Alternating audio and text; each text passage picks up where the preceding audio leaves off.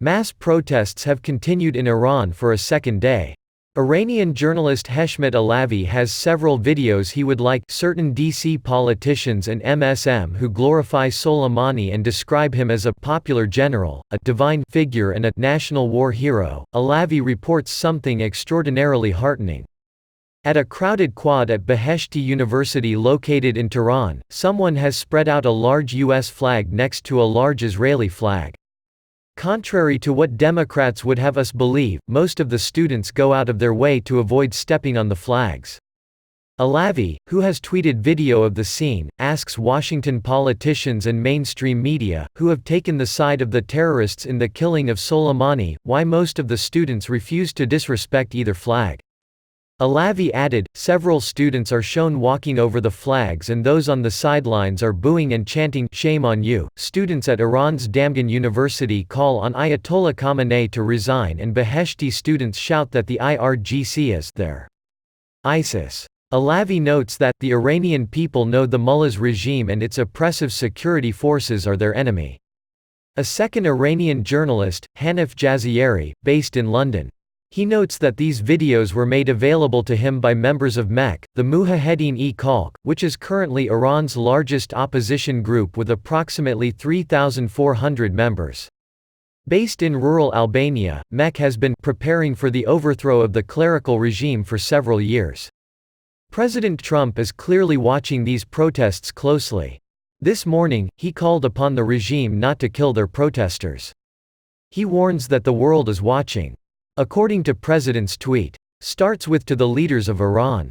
Do not hurt or end your protesters' lives. Thousands have already been dead or imprisoned by you, and the world is watching. More importantly, the USA is watching. Turn your internet back on and let reporters roam free. Stop hurting your great Iranian people. All of this may present a dilemma for Democrats who will find themselves torn between their newfound support for the clerical regime's leaders and their ability to recognize the suffering these sympathetic figures have inflicted on the Iranian people. The left has overwhelmingly condemned President Trump's decision to kill terrorist Qasem Soleimani.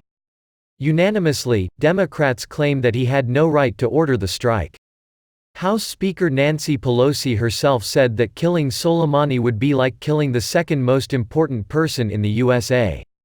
The same ruthless men whom the Democrats have legitimized over the last week murdered 1,500, according to Reuters, of their own citizens during the November protests. And refused to release the bodies of the dead unless the families promised not to hold funerals.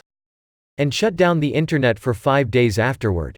The Iranian people, who live the reality of the mullah's cruelty and repression every day, are growing restless. After new protests broke out on Saturday night, President Trump tweeted, in Farsi, a message of encouragement and support to the protesters. According to the Washington Examiner, it was the most liked Persian tweet in the history of Twitter. His message, to the brave and suffering Iranian people, I have stood with you since the beginning of my presidency and my government will continue to stand with you. We are following your protests closely. Your courage is inspiring. The encouragement of the US president is important to the protesters.